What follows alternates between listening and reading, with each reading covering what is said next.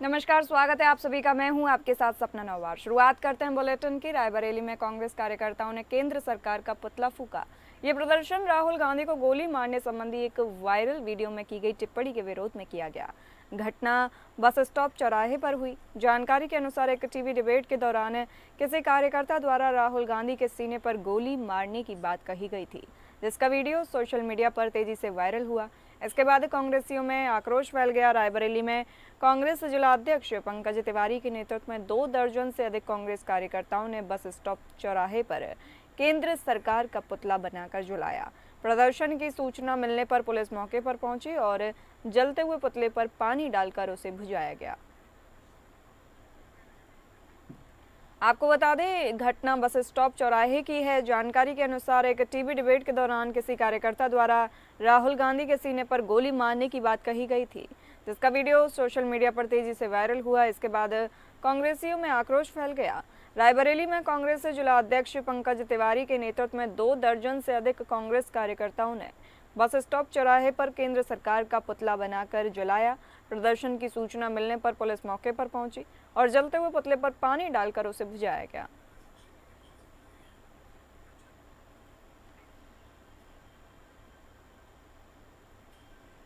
महाराजगंज को एनीमिया मुक्त बनाने के उद्देश्य से जिला प्रशासन ने एक महत्वाकांक्षी अभियान की शुरुआत की है।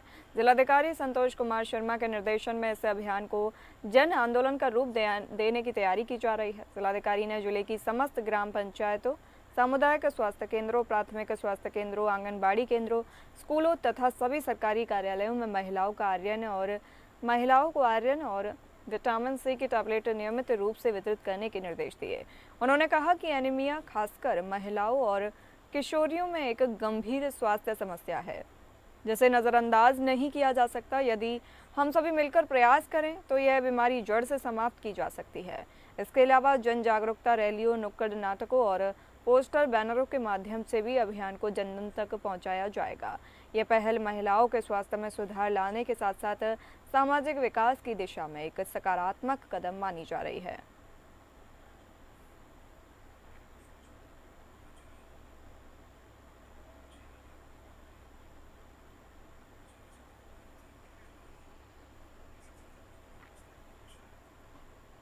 रायबरेली की कोतवाली नगर पुलिस ने चोरी की बड़ी साजिश रच रही 8 महिलाओं को गिरफ्तार कर शहर में सक्रिय गिरोह पर बड़ा प्रहार किया है। मुखबिर से मिली सूचना के आधार पर पुलिस टीम ने घेराबंदी की और सभी को दबोच लिया। पुलिस के अनुसार 13 सितंबर को एसजेएस स्कूल के पास एक महिला के गहनों की चोरी हुई थी। जांच के दौरान सामने आया कि ये महिलाएं टीम बनाकर महिलाओं के गले से चेन, मंगलसूत्र और पर्स पॉकेट काटकर चोरी की वारदातें करती थीं। गिरफ्तार महिलाएं महिमा, शशिकला, सुनीता, सरिता, बिंदु, गीता, रेखा और रिंकी गोरखपुर, बस्ती, सिद्धार्थनगर, महाराजगंज और अंबेडकर की रहने वाली हैं। पुलिस ने सभी को न्यायालय में पेश कर जेल भेज दिया है। इस कार्रवाई ने रायबरेली में महिलाओं को निशाना बनाने वाले चोरी गिरोह पर रोक लगाने में बड़ी सफलता हासिल की है।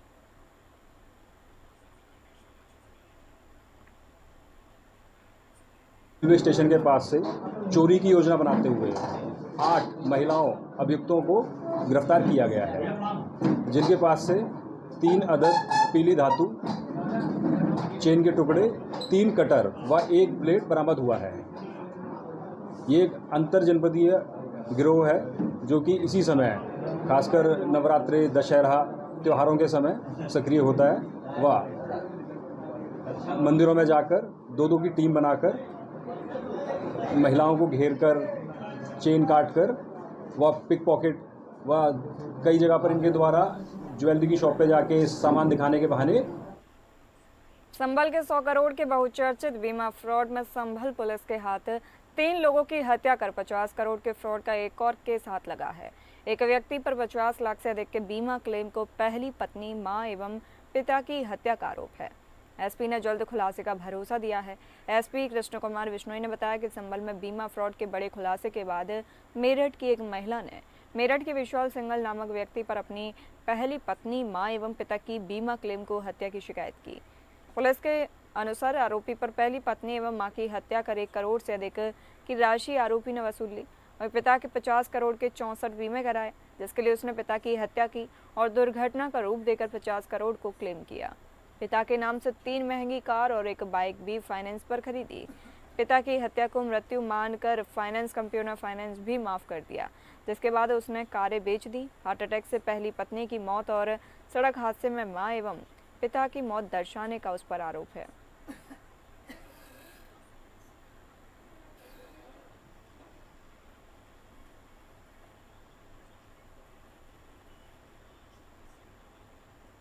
आगरा पुलिस ने करोड़ों की ठगी करने वाले एक बड़े साइबर गैंग का भंडाफोड़ किया है। यह गैंग विदेशी नेटवर्क से जुड़ा था और 50 करोड़ की लिमिट वाले बैंक खाते किराए पर लेने की साजिश रच रहा था।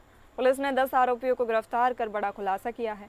ये आरोपी छोटे कारोबारियों को MSME योजना का झांसा देकर फर्जी दस्तावेज तैयार करवाते और निजी बैंकों में करोड़ों लिमिट के चालू खाते खुलवाते थे।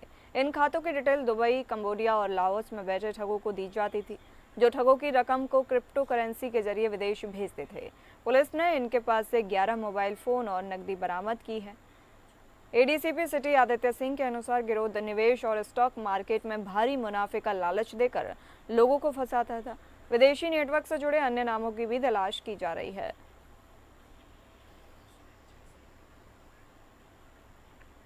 आगरा पुलिस कमिश्नरेट आगरा में थाना ट्रांस यमुना की टीम, साइबर सेल और साइबर थाने की टीम, इन सभी ने मिलकर 10 अपराधियों को पकड़ा है, जिनके पास से हमें कई सारी अहम जानकारी मिली है। ये लोग विदेश में बैठे जो भी साइबर फ्रॉडस्टर्स हैं उन्हें अकाउंट उपलब्ध कराते थे और जितनी भी उनकी रिक्वायरमेंट होती थी करंट अकाउंट की लिमिट की, वो यहाँ भोले भाले लोगों को पकड़कर उनके नाम से फर्जी तरीके से रेंट एग्रीमेंट बनाकर MSME कंपनी के नाम पर करंट अकाउंट खुलवाते थे। ऐसे कुछ करंट अकाउंट हमें इनके पास से मिले हैं जिनकी लिमिट कुछ की 1000 करोड़ लिमिट भी है, 100 करोड़ लिमिट भी है, 50 करोड़ की लिमिट भी है और ये बाहर अवेलेबल करा के उनमें भोले भाले लोगों से साइबर फ्रॉड के माध्यम से पैसे लेते थे।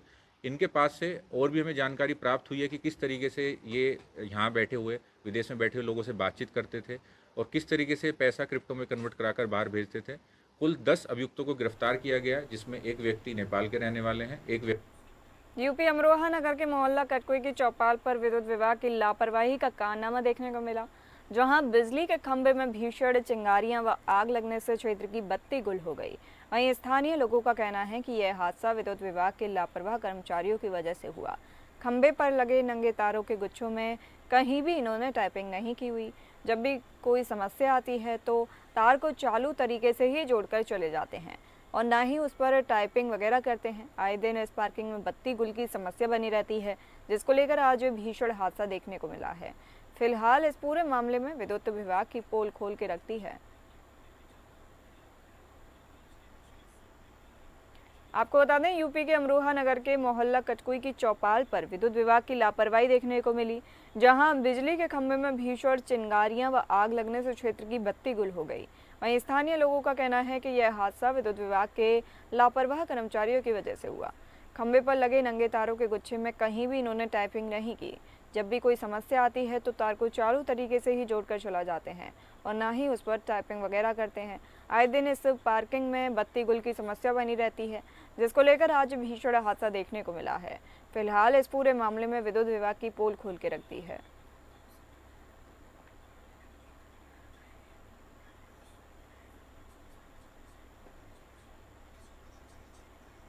फर्रुखाबाद मिशन शक्ति फेज 5 में बेटियों को प्रोत्साहित करने का विशेष अभियान चल रहा है। मिशन शक्ति अभियान फेज 5 के तहत एक दिन की SPCO और महिला SO बनी फर्रुखाबाद की बेटियां RRP स्कूल की छात्रा यशवी यादव एवं एक दिन का SP बनी तो उनका उत्साह देखने लायक था। SP के रूप में यशवी ने फरियादियों को सुना और संबंधित अधिकारियों को जल्द निस्तारण करने के निर्देश दिए। हालांकि यशवी ने बताया कि बड़े होकर पढ़ाई पूरी करने के बाद उनका सपना बैंक मैनेजर बनने का है। महिला SO बनी महर्षि महादेवी राजकीय इंटर कॉलेज की छात्रा नेहा राजपूत ने आए हुए फरियादियों की फरियाद को सुनकर कार्रवाई करने का भरोसा दिया। उन्होंने कहा कि मुझे महिला थाने का SO बनाया गया है, जिससे मुझे बहुत खुशी हो रही है और मुझे इससे प्रेरणा मिली है कि पढ़ाई करने के बाद मेरा सपना पुलिस अधिकारी बनने का है। सभी बेटियों का फूल माला पहनाकर शील्ड देकर सम्मानित किया गया। मैं भी अच्छे से पढ़ाई करके पुलिस विभाग में जाने की प्रयास कितनी शिकायतें सुनी हैं आपने आज? अभी तो मैंने एक शिकायत सुनी है और मैंने देखा है कि यहाँ पे सुनाई काफ़ी अच्छी तरीके से होती है और मैंने भी उसके बारे में कुछ सोचा है और उनसे आगे हमीरपुर जिले के मोदहा कोतवाली क्षेत्र की काशीराम कॉलोनी में मोमोज की ठेलिया में अचानक रखा गैस सिलेंडर फट गया। तेज धमाके के साथ फटे सिलेंडर से स्थानीय लोगों में अफरा तफरी मच गई। सिलेंडर फटने के बाद हुए नुकसान का वीडियो स्थानीय लोगों ने बनाकर सोशल मीडिया पर वायरल किया। सिलेंडर फटने के दौरान दुकान के आसपास कोई मौजूद नहीं था, जिस कारण कोई हादसा नहीं हुआ। ठेलिया में रखा सारा सामान जलकर राख हो गया है। वायरल वीडियो काशीराम कॉलोनी छिमौली का बताया जा रहा है।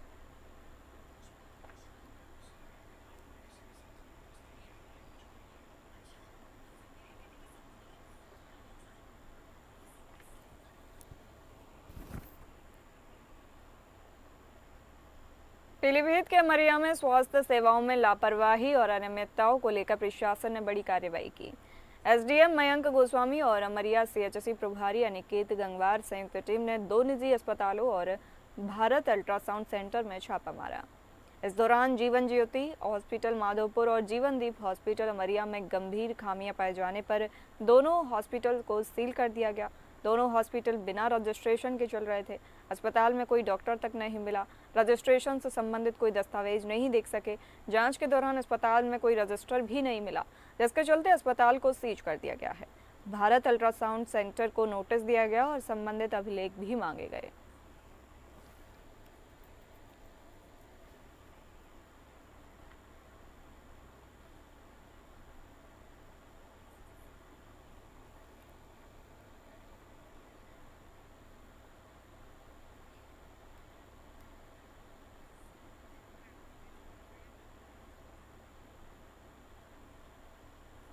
कन्नौज जिले में तेज रफ्तार मौसम भरे डंपर ने बाइक सवार सहायक अध्यापक को जोरदार टक्कर मार दी। हादसे में शिक्षक गंभीर रूप से घायल हो गया। बताया जा रहा है कि छिबरामऊ कोतवाली के रतनपुर गांव निवासी सहायक अध्यापक नीलेश कुमार यादव प्राथमिक विद्यालय कसियानंदपुर में पढ़ाने जा रहे थे। तभी नौली रोज राजा भट्टा के पास तेज रफ्तार डंपर ने उनकी बाइक में टक्कर मार दी। हादसे के बाद स्थानीय लोगों ने घायल अध्यापक को उपचार के लिए सैया अस्पताल भिजवाया, लेकिन यहां पर मानवता को शर्मसार कर देने वाली एक तस्वीर भी सामने आई है। सड़क हादसे में घायल शिक्षक बुरी तरह से घायल अवस्था में सड़क के किनारे पड़ा था। अस्पताल पहुंचाने के लिए लोगों से भीख मांगते रहा, लेकिन वहां पर खड़े तमाशबीन लोग वीडियो बनाते रहे। तब तक स्थानीय लोगों की सूचना पर मौके पर सिकंदरपुर चौकी की पुलिस पहुंच गई और स्थानीय लोगों की मदद से घायल शिक्षक को छिबरामऊ सैया अस्पताल भिजवाया, जहां पर हालत गंभीर होने पर परिजन अपने वाहन से कानपुर निजी अस्पताल ले गए। फिलहाल पुलिस ने डंपर को कब्जे में ले लिया है, जबकि चालक मौके से फरार हो गया। बताया जा रहा है कि ओवरलोड डंपर चालक पुलिस और आरटीओ से बचने के लिए नंबर प्लेट पर ग्रीस और कालिख पोतकर तेज रफ्तार में वाहन दौड़ा रहा था। इसी वजह से ऐसे हादसे अक्सर होते रहे।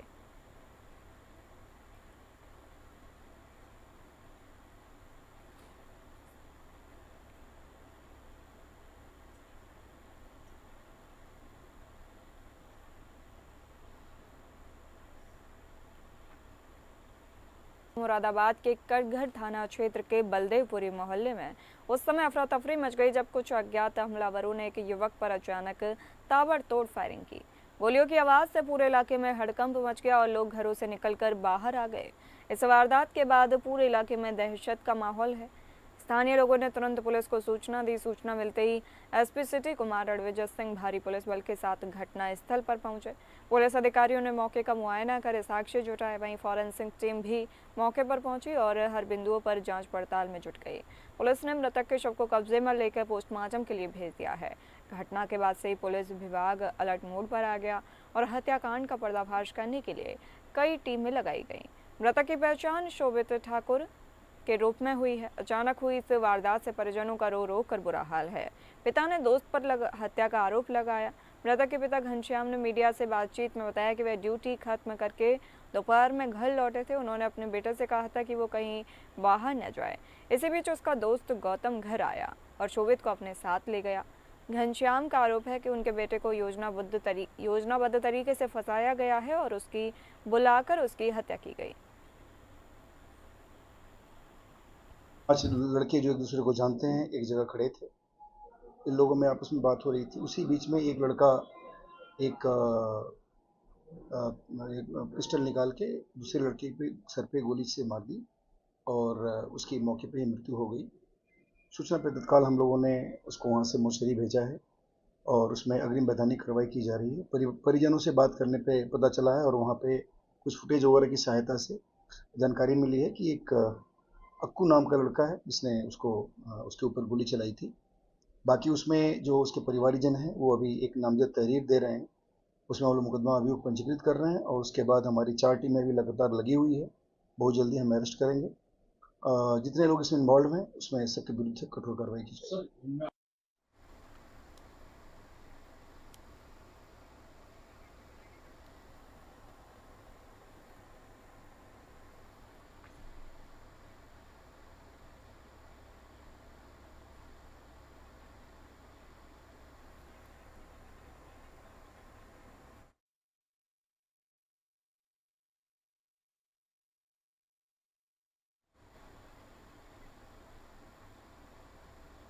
कानपुर से शुरू हुआ आई लव मोहम्मद का कैंपेन धीरे धीरे बड़ा होता गया। बरेली समेत प्रदेश के कई जिलों में इसके कारण अराजकता की स्थिति फैल गई। बता दें, उपद्रव की कोशिश भी हुई, पुलिस की सख्ती से इसे नाकाम भी किया गया, जिससे इस पूरे मामले पर योगी सरकार में अल्पसंख्यक कल्याण मामलों के राज्य मंत्री दानिश आजाद अंसारी ने एपीएन न्यूज से खास बातचीत की। इसके अलावा जीएसटी रिफॉर्म और इससे लेकर विपक्ष के सवालों पर भी उन्होंने जवाब दिया। दूसरे दिन कानपुर से शुरू हुआ आई लव मोहम्मद का जो कैंपेन चला उसने अराजकता की स्थिति पैदा की उत्तर प्रदेश में। इसको लेकर तमाम बवाल भी हुए, पुलिस ने लाठीचार्ज भी किया, बरेली में किया, तमाम दूसरी जगहों पर। मुख्यमंत्री ने इसको लेकर सवाल उठाए। हमारे साथ बात करने के लिए प्रदेश सरकार के अल्पसंख्यक कल्याण मामलों के राज्य मंत्री दानिश आजाद अंसारी जी हैं। दानिश जी, आप क्या कहेंगे, जो ये पूरा कैंपेन चला आई लव मोहम्मद का, उसको आप किस नज़रिए से देखते हैं? क्या कोई सोची समझी साजिश थी? देखिए, मेरा ये कहना है कि कानपुर की जिस घटना का जिक्र सभी लोग कर रहे हैं, पहले उस घटना को समझने की ज़रूरत है कि क्या कानपुर में कोई भी पुलिस की एफआईआर आई लव मोहम्मद लिखने पर हुई है क्या? देखिए, कानपुर में कहीं भी किसी भी थाने में कोई भी एफआईआर आई लव मोहम्मद लिखने पर नहीं हुई। ये केवल और केवल बहकाने की और बरगलाने की कोई हमारे समाज के कुछ लोग कोशिश कर रहे हैं। हमारे कौम का राजनीतिक इस्तेमाल करना अब लोगों को बंद करना चाहिए। शिक्षा, तालीम, रोज़गार, ये हमारे कौम के मुद्दे हैं। इस पे किस तरीके से हम आगे बढ़ें, इसके बारे में सोचने का वक्त है। और मैं अपने भी कौम के लोगों से ज़रूर ये अपील करूँगा कि हमको किसी के बहकावे में आने से पहले खुद भी सच्चाई को समझ लेना चाहिए, जान लेना चाहिए।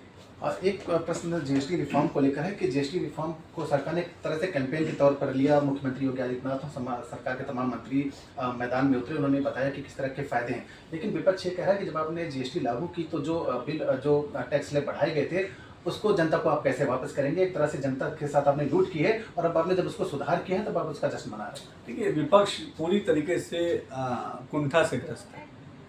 जब मोदी सरकार समाज के विकास के लिए कोई अच्छा काम करती है तब विपक्ष तिलमिला जाता है। आज जिस तरीके से शिक्षा, कई सारे एजुकेशन की ऐसी चीज़ें हैं जिसको या तो जीएसटी टैक्स से मुक्त कर दिया गया है, या इससे आम मध्यम वर्गीय परिवार को सीधा लाभ मिलेगा।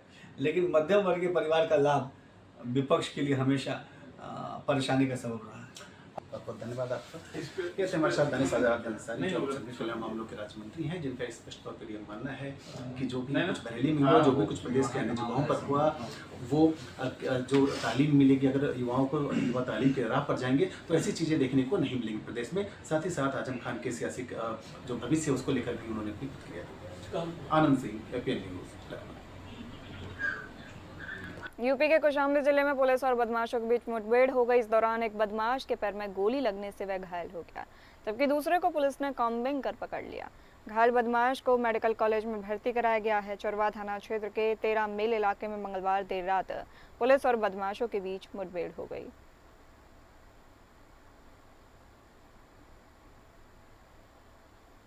वो वहाँ पर आए और पुलिस को देखते ही भागने लगे और वो सैयद सरावा से 13 मील की तरफ भाग रहे थे। पुलिस द्वारा उनको घेराबंदी की जाने लगी तो वो अपनी मोटरसाइकिल से भट्टे की तरफ जाने वाले कच्चे मार्ग पर भागने लगे। पुलिस द्वारा जब उनका पीछा किया जा रहा था तो वो फिसल कर गिर पड़े और वो आगे भागने लगे और इसी दौरान उन्होंने पुलिस टीम के ऊपर फायर किया। पुलिस द्वारा आड़ लेते हुए उनको सरेंडर करने के लिए कहा गया तो उन्होंने पुलिस टीम के ऊपर जान से मारने की नीयत से फायर किया। पुलिस द्वारा आत्म सुरक्षा जवाबी कार्रवाई करते हुए फायरिंग की गई, जिसमें एक गोली एक बदमाश के पैर में लगी। दूसरा बदमाश जो है अंधेरे का फ़ायदा उठाकर भागने लगा, जिसको पुलिस टीम द्वारा घेर कर पकड़ा गया। जो पकड़े गए अभियुक्त हैं उन्होंने पूछताछ पर अपना नाम रणविजय यादव और नितिन प्रसाद बताया, जो प्रयागराज के रहने वाले हैं। नितिन प्रसाद के पैर में गोली लगी है, उसको तत्काल आवश्यक चिकित्सीय सहायता के लिए जिला अस्पताल भिजवाया गया है। मौके को संरक्षित करते हुए फील्ड यूनिट को सूचना दिया गया है। मौके पर पर्याप्त पुलिस फोर्स। श्रावस्ती जिले के नवीन मॉडर्न पुलिस थाना क्षेत्र के अंतर्गत सोमवार देर शाम दो समुदायों के बीच विवाद हो गया। इस विवाद में घंटों तक ईंट पत्थर लाठी डंडे चले। यहां तक कि सूचना पाकर पहुंचे डायल 112 पुलिस के सामने भी उपद्रवी मारपीट पर आमदा रहे। स्थिति बिगड़ती देख पुलिसकर्मियों ने अपने उच्च अधिकारियों को सूचना दी। सूचना पर पहुंचे क्षेत्राधिकारी कोना सहित भारी पुलिस फोर्स के साथ ये विवाद समाप्त हुआ। हालांकि एहतियातन भारी पुलिस बल गांव में तैनात कर दिया गया है।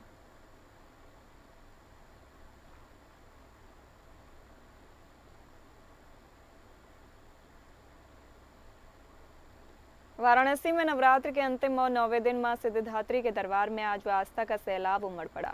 मैदागिन स्थित अति प्राचीन मंदिर में देवी के भव्य स्वरूप के दर्शन के लिए रात से ही श्रद्धालुओं की लंबी कतारें लगी रहीं। आस्था से ओतप्रोत माहौल में भक्तों ने माता के चरणों में नारियल, लाल अड़हुल की माला, चुनरी और मिष्टान चढ़ाकर मनोकामनाओं की पूर्ति का आशीर्वाद मांगा।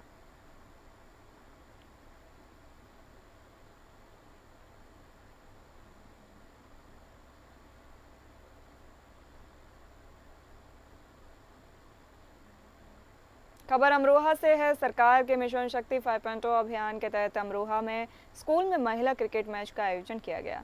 जिलाधिकारी निधि वत्स और पुलिस अधीक्षक अमित कुमार आनंद ने मैच का शुभारंभ किया, जिसमें छात्राओं ने अपनी खेल प्रतिभा का शानदार प्रदर्शन किया। छात्राओं के क्रिकेट मैच और बेहतरीन खेल प्रदर्शन की तारीफ करते हुए जिले के डीएम निधि गुप्ता वत्स ने कहा कि यह बेटियां हमारे देश का भविष्य हैं। इस मौके पर जिले के कप्तान अमित कुमार आनंद ने छात्राओं की हौसला अफजाई करते हुए उन्हें प्रदेश सरकार द्वारा चलाई जा रही मिशन शक्ति फेज 5 अभियान के बारे में विस्तार से जानकारी दी।